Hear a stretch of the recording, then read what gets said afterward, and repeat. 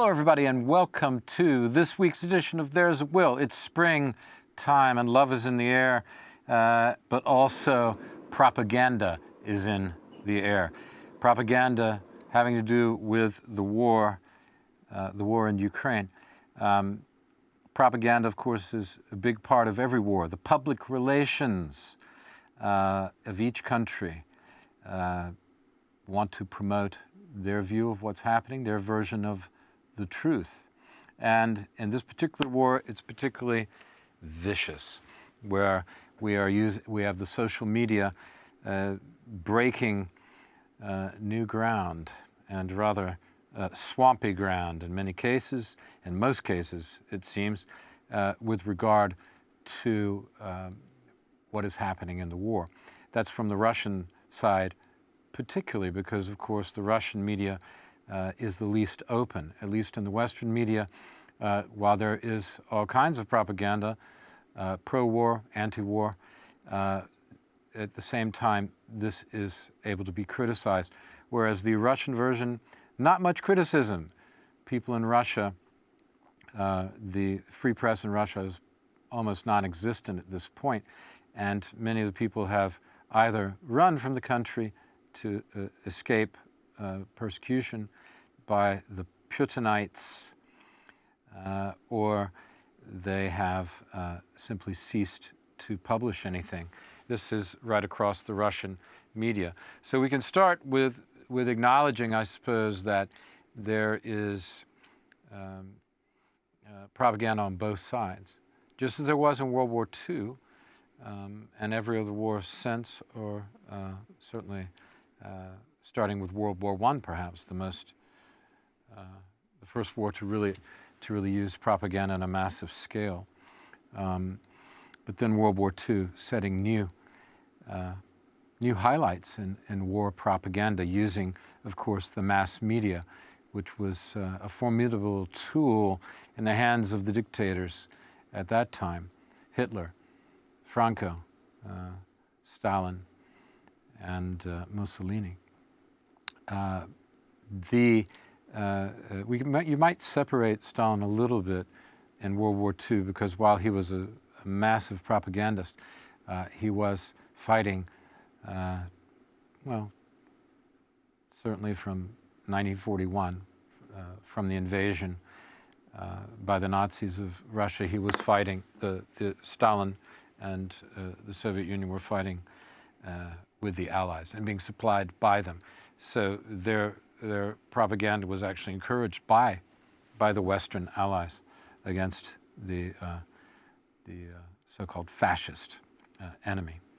Now, today we have to look at a very confusing situation with propaganda. When you add social media, a lot of the times you're not sure who actually is commenting on Facebook or on YouTube, for example, and not only, but particularly in those places, not to mention on some of the apps as well, the telephone apps.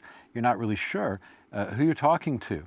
If somebody calls himself, R1325, and they're commenting and saying things that may be incendiary to your point of view, it doesn't actually mean that this is a real person. It could be a bot, or it could be a troll, a person just trolling, and their job is to simply gainsay the opinion put forth. So, with that in mind, let's move on to our discussion of propaganda in the Ukraine war. It's a pretty important subject, because how people think tends to fuel how they fight. So let's welcome our guest, Anthony McFarland Gonzalez, who is driving across Poland now, and from Rzeszów we have Ralph McGaw. Did you fellas hear my opening there? Yes, sir. Yeah. Okay. Good. So I think we might just start by talking about what propaganda is, because both sides use it, as I was just saying. What do you think it is, Ralph, and what's its particular position in a wartime? And then we'll come to you, Anthony, for what you think. Just a quick summation, if you will.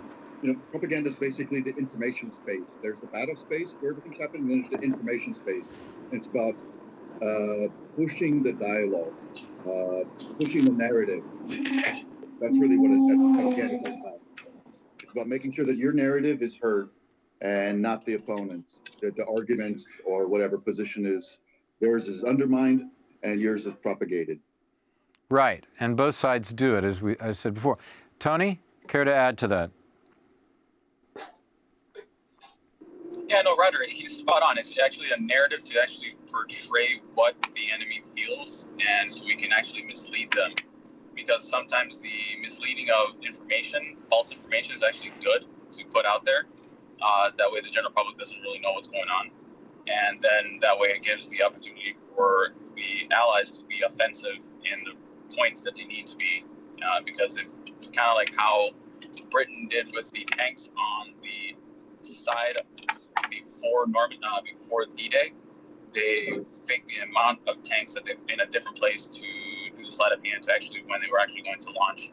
So that's misinformation, and they sent tons of pamphlets out there. They pushed fake locations, then they knew that the enemy was photographing them. So it's misinformation, and that's a good thing. However, it does also adversely affect us now in the social media days. So it's where we have individuals that think that they are getting the good news and pushing it out there, and just not really doing the conductive or cognitive analysis or deductive analysis that is needed to do on this war, because it's a hybrid war. It's not only on the ground, but it's also information space. So in the IT realm, so the cyber stuff.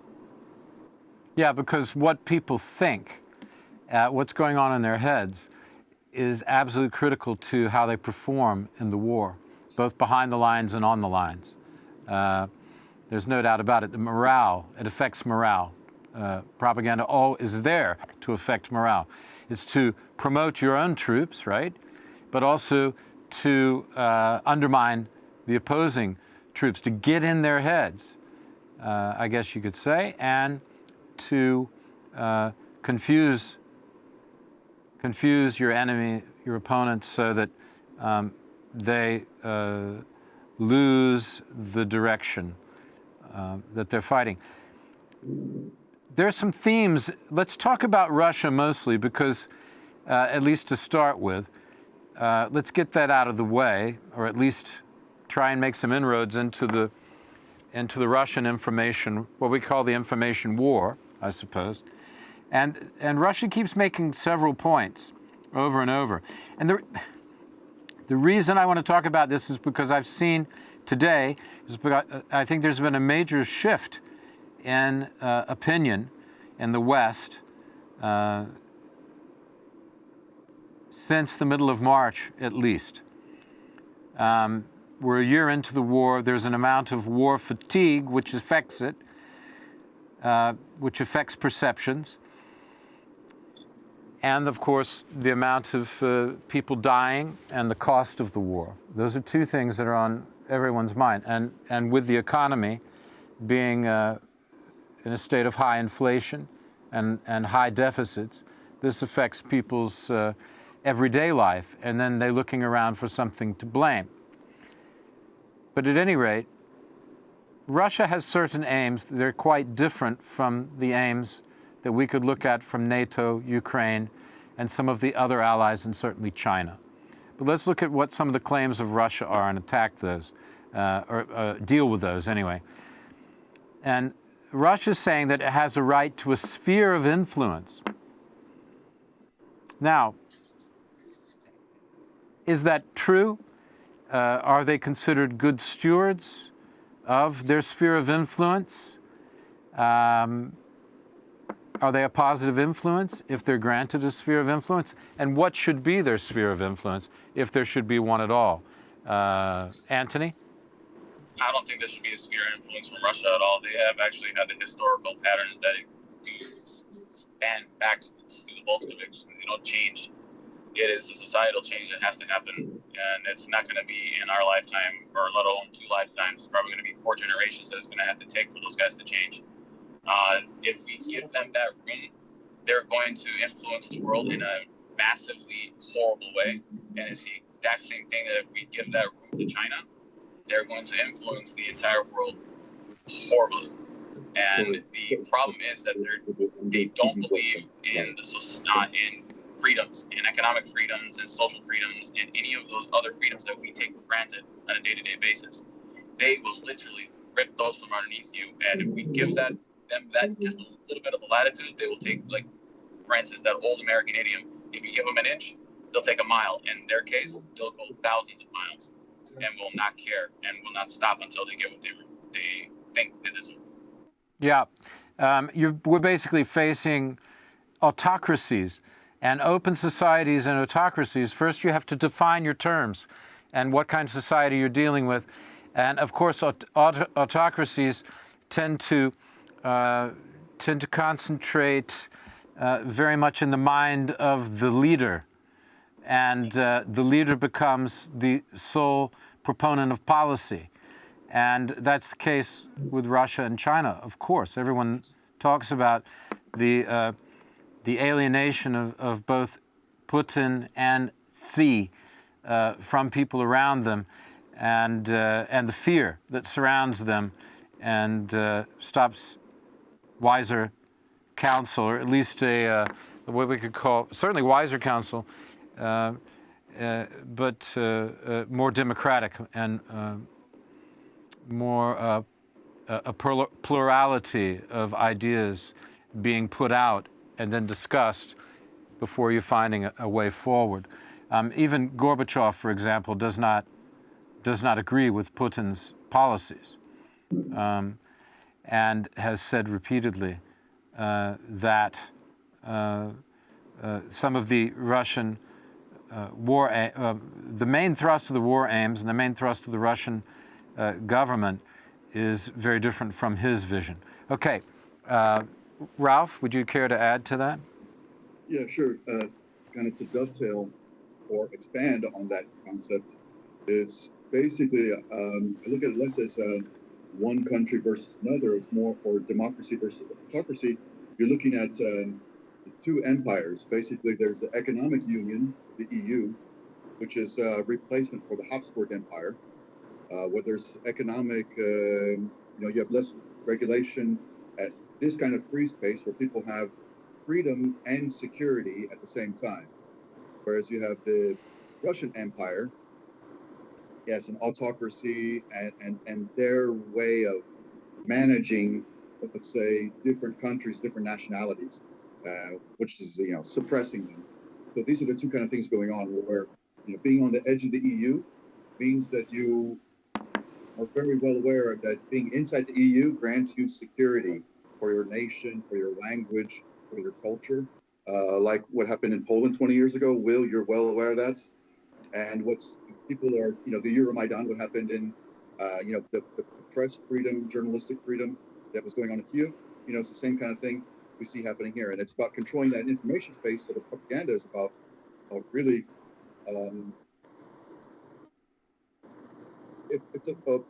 to kind of backtrack and change gears, I'll say that Russia, the Kremlin is very professional about this, and they've got a lot of experience going back over 100 years. Great point. Great point. Yeah. Bolshevik Revolution, what they did in the Baltics when they took the Baltics before around World War II, assuming they're saying that their people they're being antagonized by countries like Estonia and Latvia, Lithuania, that their countries antagonized, and so they use that to send in, and to basically assume control over those countries, and then send all of their literati, their intelligentsia, off to Siberia. And Estonia, I believe, and Lithuania or Latvia, their presidents were sent to Siberia never to return and died in the gulags. So they did the same in content. The Russians have a history of taking over and then oppressing everyone exactly the way Russians are oppressed. exactly what happened when you talk about going into this situation, World War II. Basically, they were Hitler's ally. Okay, until but he was backstabbed. this raises a very important question. Let's get to it now. How do people, Western voices, I mean, you're allowed to say what you like, it's freedom of speech, but how do people justify backing these kind of murderous autocratic regimes? I don't understand it. I never have. And I studied history. One of the reasons I started studying history was to try and understand this particular point. And I haven't got an answer for why weak voices and weak voices who have freedom want to justify autocrats. That's the point. Right, and this is a weakness of democracy. Is it a weakness? Is it a weakness or a strength? Because at least you can attack it. Yeah. Well, here's kind of both, and that's what we're doing now. Yeah. Chinese yin, kind of like the Chinese yin and yang. You can't have good without bad. You can't have good without evil. You cannot have that. They have to exist in order to offset each other. So that's one of the reasons why democracy works, because you have good parties and you have bad parties. Yeah. No matter what. The autocracies fail because there's only one party. That's why democracy has succeeded and will continue to succeed if we nurture it. Nurturing is what we're missing here. And the problem is that we put individuals that don't have a backbone, that need the backbone when it needs to have tough decisions like now. And I'm not trying to step on our neighbors, but there's a certain Deutschland that needs to really grab a pair and really, really stop trying to meddle with impeding its neighbor that's asking for help, and especially when their democracy, as they know it right now, is hanging on a fringe. Yeah. Ma'am? What about Russia's claim that their statement that they're only claiming what is rightfully theirs? What do you think about that? Me or Ralph? Either one. Jump in. Anthony, you go ahead and hopefully I'll get a chance. No. You have a chance, Ralph. You're frozen again, Ralph. Yeah. Go ahead, Anthony. It's utter bullshit. I mean, it's a false claim. Yeah. A false claim. Reason why it's a false claim is because Poland can say that a lot of the land in Ukraine is theirs, which it really was, and they fought for it. So can Germany. So can the United States. So can Mexico. It's the same crud. It's like a teenager telling another kid, "Hey, those are my shoes," which they're not. They didn't pay for it. But I want them. I want them. Exactly. That makes them mine because I want them. Yeah. That's the whole point. And Kiev is older, way older historically, and literally older than Moscow. Without Kiev, Moscow would not exist. And without Poland, neither Kiev or Moscow would exist. Very good. Let's take a break. We'll come back with the second half with Ralph McGaw. We're going to get him back. And Anthony McFarlane Gonzalez. We'll be right back. Thanks for watching.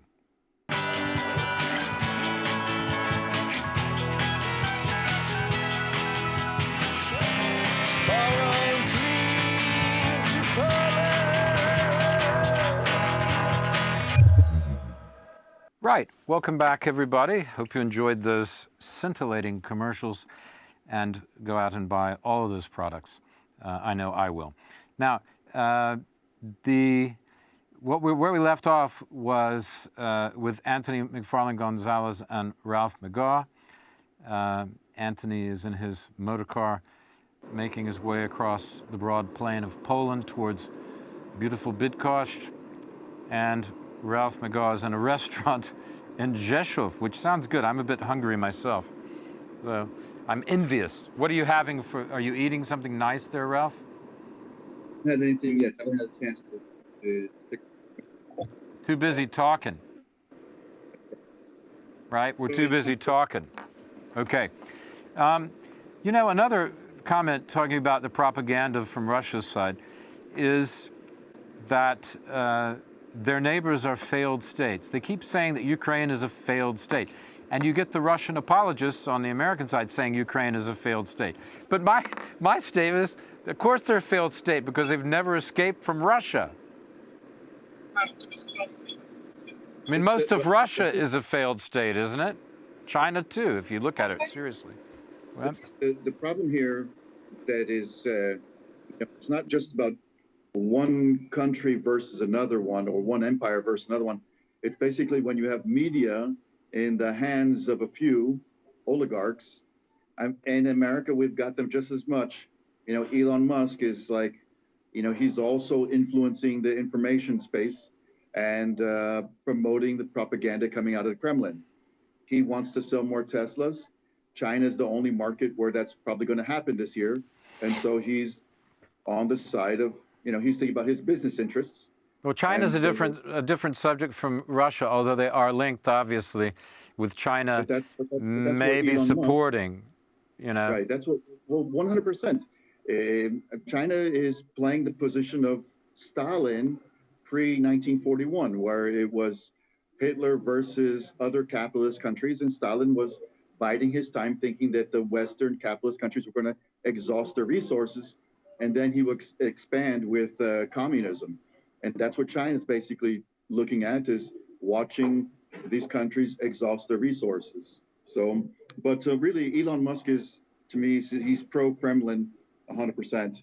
And, you know, when it comes to how, if he's pro-Kremlin, this is interesting for you to say. I don't think I agree. But if he's pro-Kremlin, why is he letting the Ukrainians use Starlink, for example? Well, it's in a limited. I mean, if you say he's pro-business, I agree with that. Yeah. Yeah. It's in a limited capacity. He's basically had a monopoly over there, and he is, you know, his business. Go ahead, Anthony. Well, I was just going to say, remember there's a saying that the Italians use, the enemy of the enemy is my friend. And Elon Musk might be trying to get a lot of that information from them. To me, he's hedging his bets, and he's trying to promote his interests while staying in the good graces of the U.S. government, who've given him the licenses to use Starlinks. So you see him like the guy in, what's that, the Dr. Evil. and Austin Powers. He's Dr. Evil. He's playing both sides against the middle while he has his spacecraft. It's like a James Bond villain too, right? He's building his spacecraft so he can take all the money from the planet and go and establish his own Muscovite colony on Mars or something. No? Like I said, to me, he's playing a longer game, and he's thinking about his business interests in China, basically. Who isn't? Aren't all the corporations thinking about that? Why would he be different from anyone else? If you're suggesting he is different, why would he be different than the others? This is interesting, kind of, now we're talking about the American side of propaganda, okay? So please illuminate. I'm ready to learn. Well, you know, there's, it's about claiming neutrality, but yeah, it's self-interest over the interest of the larger community. He's thinking that he's too rich to be able to have to suffer, basically, and he's not interested in seeing Ukraine succeed. Really, it seems like he doesn't care. The only reason why he's letting some things go there is to stay in the good graces of the U.S. government. It's PR on that side. That's how I see it. Okay, well, let's move on. Because I was talking about the failed state of Ukraine being claimed by the Russians, and I was suggesting that, of course, it's a failed state because everything the Russians touch turns to rubbish, which is a nice way of putting it.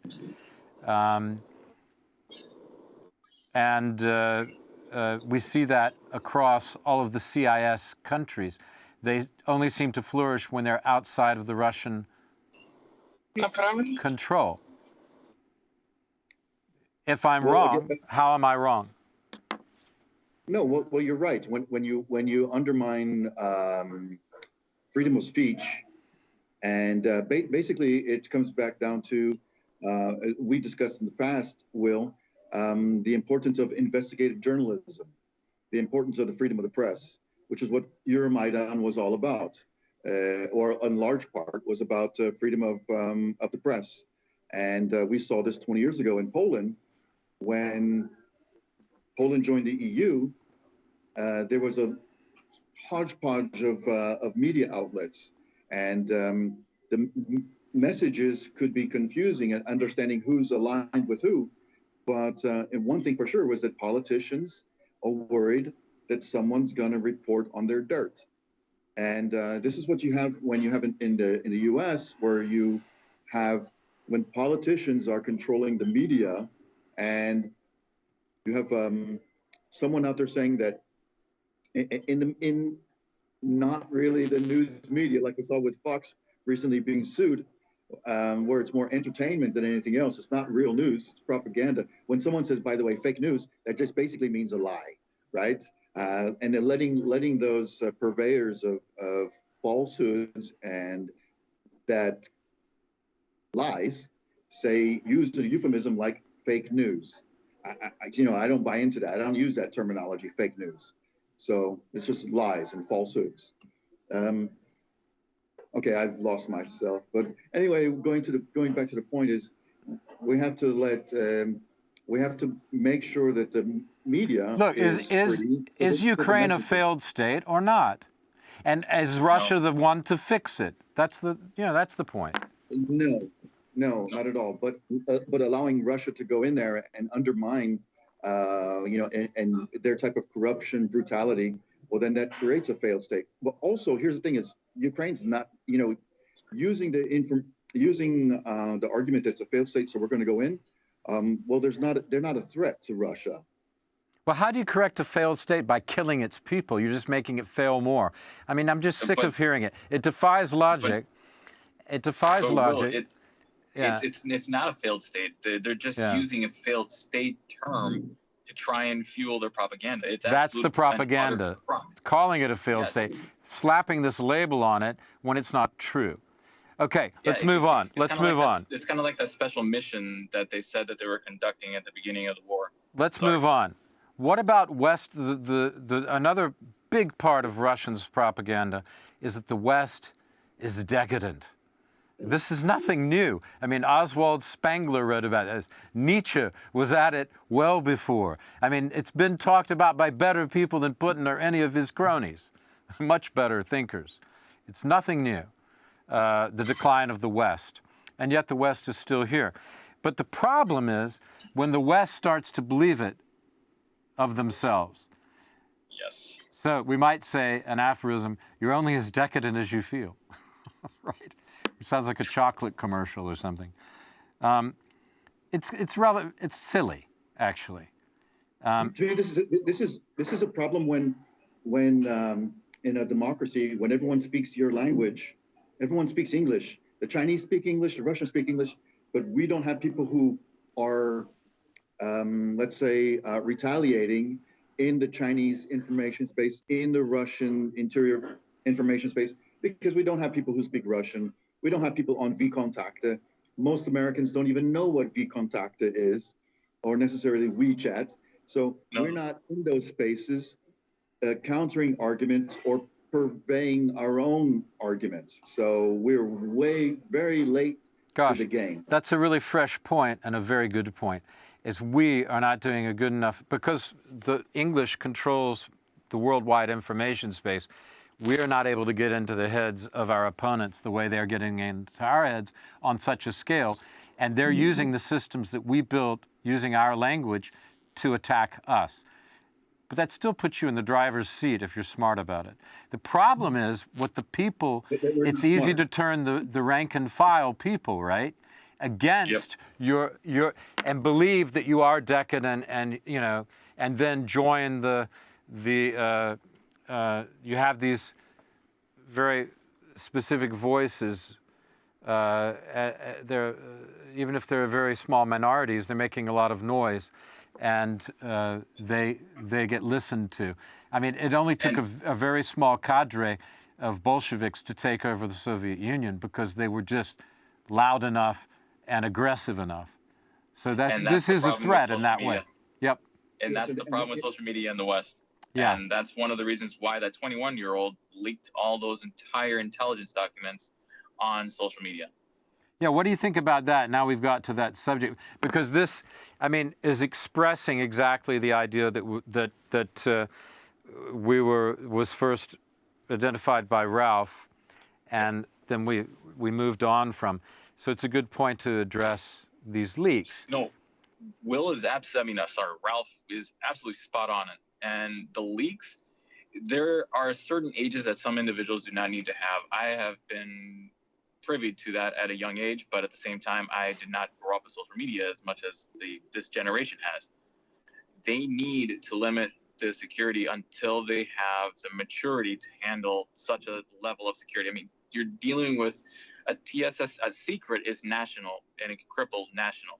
TS, top secret, and subcompartmentalized information, SCI, and then the need to know that's for the SCI. Those are extremely crippling, not only nationally, but internationally with their allies. That is what we're facing right now with these leaks. Now, granted, if they are purposely leaked, or if they're using them as a ploy, which I highly doubt that he is, we still need to address the U.S. has to really go back and look at what they're doing, granting young kids such critical information, such critical secrets, and allowing them to be on there. I honestly do not agree with that at all, period. They need to be at a maturity level that they can actually handle such privies. Well, Anthony, I come from the other side of the house. We try to avoid putting the anal and analyst so that you guys could get the good intel. And I was sitting in skiffs, the secure room, let's say, where and having access to information that there's no reason for us to have privy to that if we're using if we're using these shortened names, these letters, say what they are for people. A secure office, let's say, that you can't break into it, but we had information going through our office that we could read, say, over the wire, like if you're a journalist. And there was no one. Whereas in a news office, you might have an editor who has control over what the journalists have access to, right? Print. And a lot of these offices, there's no officer in the room with guys who are 19 and 20 years old. There's no one there, and so this is a failure in leadership in the community at low, mid, and senior level. Okay, but that's true. It seems true. Tony thinks it's true. I think it's true. But look, I had a friend who's now deceased who used to tell me stories about Vietnam. We have another guest on the show who tells stories about Vietnam. They were very young with top secret clearance, 19, 20 years old, just like this guy, only in Vietnam, operating in the theater. One as a radio man, and this was the highest clearance to call in bomb strikes and things like that in Vietnam. So 19, 20 years old is not unusual to have clearance and a lot of responsibility in the intelligence field or in a war setting, particularly in a war setting, and need to know or higher. Well, it's not just the clearance; it's the fact that the DoD. I'm putting the blame straight on the DoD for not doing the Department of Defense. Yeah. Yes, Department of Defense, for not doing their due diligence in setting the background checks on this individual and to see whether or not how his activities have been in social media, Facebook, Instagram, all those things. Those things play into account. Back in Vietnam, they didn't have this. Yeah, it's social media. That's right. And we talked about that at the top, and this is the proof. This is we got to this case. But is the West decadent? I think yes is the answer. But is Russia just calling the kettle black? Is Russia any better? Russians aren't decadent? That's the most vodka-swilling bunch of alcoholics in the world. Yeah, can't just say that because it's not only just Russia, but China and all the rest of the world. So everybody's decadent to a certain point. But it's just that, like what Ralph mentioned before, it's that we're turning the blind eye and we're allowing this to happen because our leaders are failing. The ones that we put in office are failing and allowing some of these things to pass. Well, another thing is when it comes to decadence, you have for example, something that's not really talked about. There's an entire sexual revolution going on in China, which has been going on for like the last 15 years. No one really talks about that, but they're not the same country as they were 20, 25, 30 years ago, not by any stretch of the imagination. So, but what's happening is, going back to your main point, Will, is about the propaganda, the message, the information space. We're not countering that. And they're accusing us and using our media and using snippets against us to propagate the message. So, and we're not in their space. We're not aware of what they're saying. Most people aren't aware of that, and we're allowing them to play by their rules on our field. We're being too not clever enough. Yeah, you're right. Their rules on our field. Very good. Another claim is that the sanctions harm the West just as much as they harm Russia. It's an interesting point, but I don't think it's true because we have inflation, and most of that is caused by COVID and the government spending too much since 2008, 9, 10 to get the economy.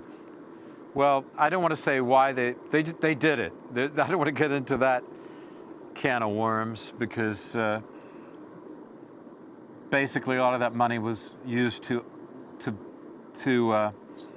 sustain the financial community after they had caused the problem to begin with of the recession in 2008-9. Are the sanctions working on Russia? I suppose would be the best question, because I submit that they are certainly in the long run, and it's certainly curtailed the quality of life, which was never great in Russia for the vast majority. And it is causing the pips to squeak amongst the elite of Russia. Is that not true? Or what do you think about that? Anthony, you want to go ahead? Anthony, did you hear it? No, go ahead, Will. No, you missed it because I think the sanctions most negatively affect countries that are not inside of an economic union. So countries like Belarus, Afghanistan, Georgia, they can be most negatively affected. But we have the flexibility trading among our partners, and we can find resources. We can deal outside. To me, it's like we've raised dramatically the cost of doing business. Petrodollars are being used at a high rate, and when we turn off the tax, so to speak, for example, the recently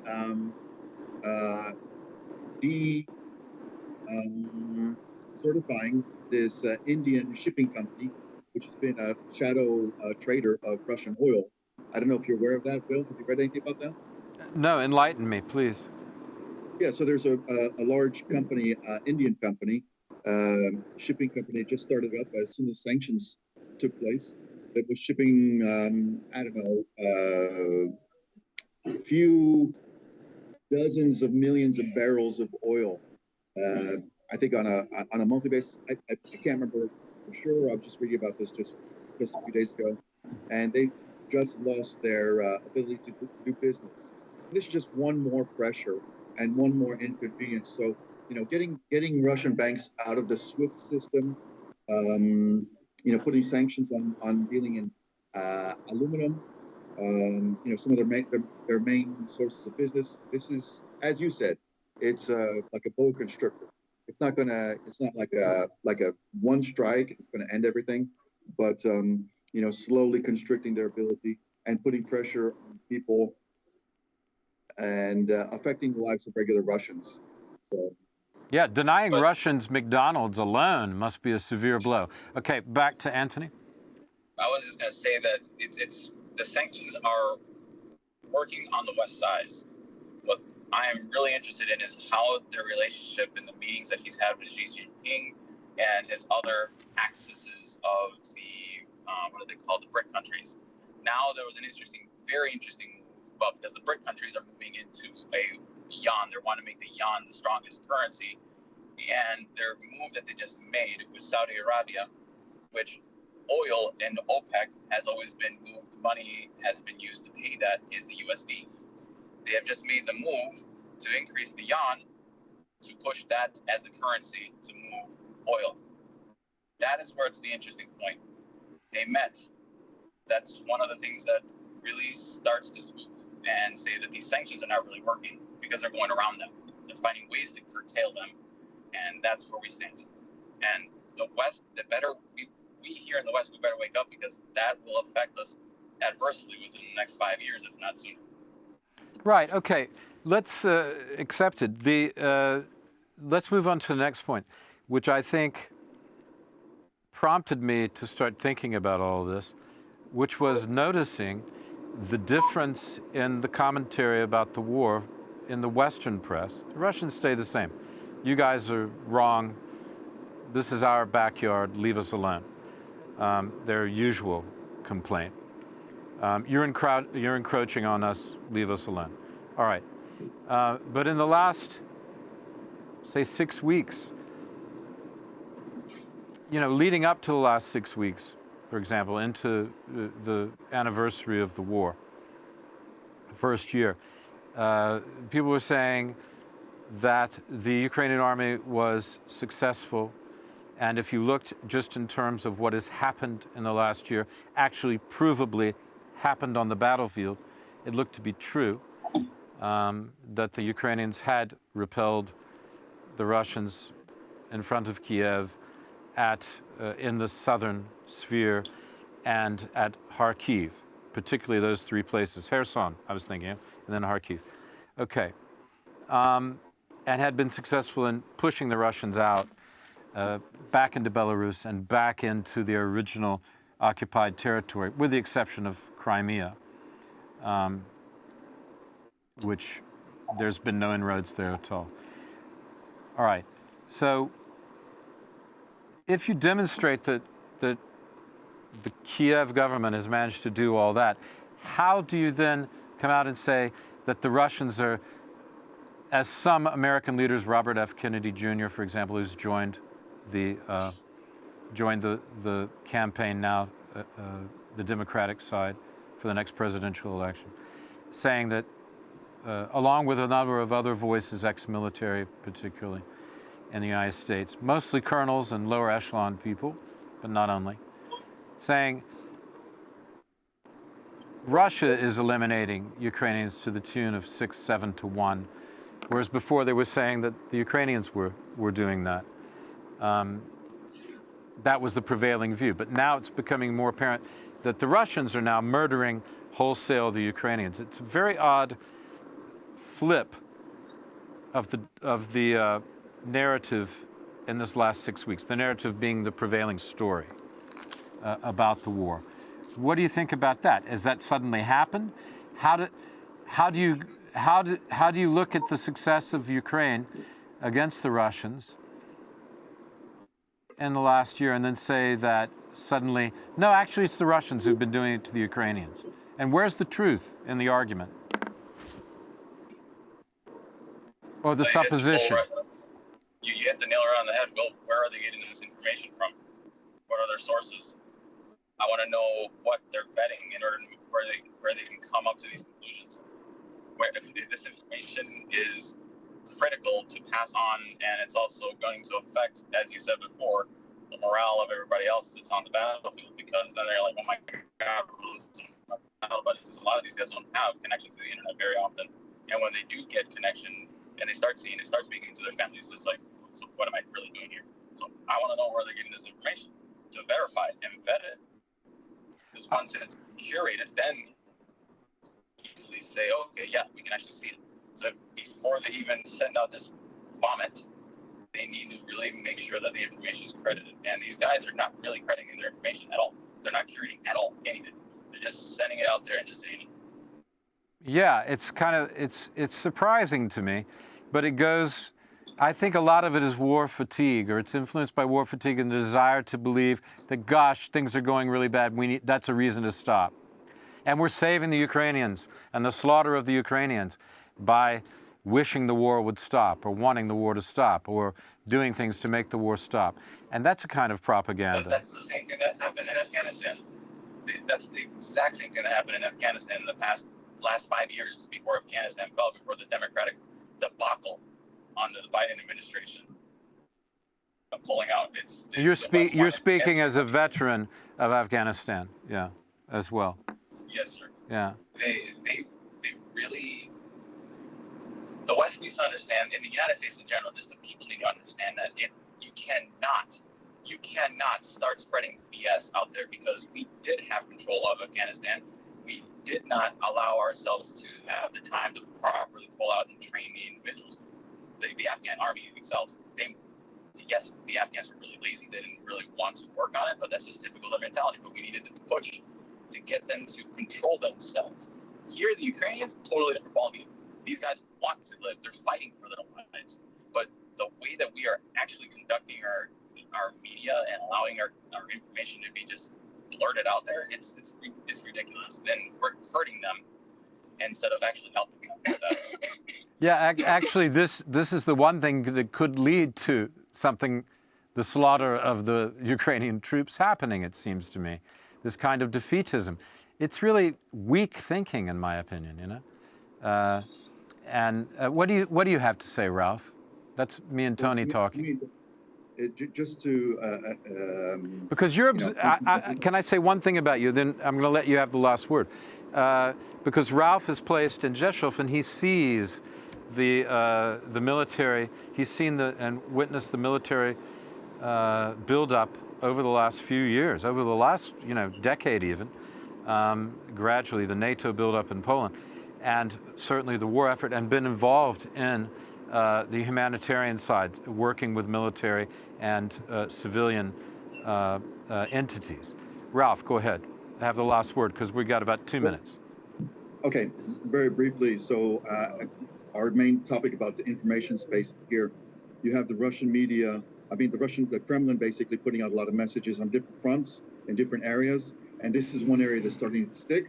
One main defense of that was something that was called NAFO. These guys, North America, you know what I'm talking about, Tony, right? Yes, I do. But these guys were countering those messages. But because they haven't organized themselves into don't have a hierarchy, they've fallen by the wayside, and they're not out there countering those messages. And this is a message that's sticking, unfortunately, and because the Western media was basically following the Kremlin narrative that because of Putin, Ukraine became a country, which is not true at all. And Anthony is basically saying the same thing, that this country and this culture has been around hundreds of years before Moscow ever, was. Well, no, Kiev invented Moscow, not the other way around. I guess you could say as shorthand, and because. Well, yeah, it's another story. The influence was first with Kiev, going back to the Vikings. This is 1,200 years ago. So, with its founding, and we can look at Russia as an entity, this imperial entity, only from 1550, roughly, so 1555, I think, and is the date in the history books. But the problem is, if I could, I'd say there's no counter right now to the Kremlin, and this is one area where they're probing different ways of getting their message across, and this is one of them. Okay. And they're succeeding here. Thank you very much, Ralph. Thank you very much, Anthony McFarland Gonzalez, Ralph McCaw, and we'll see you next time on There's a Will. Have a great week.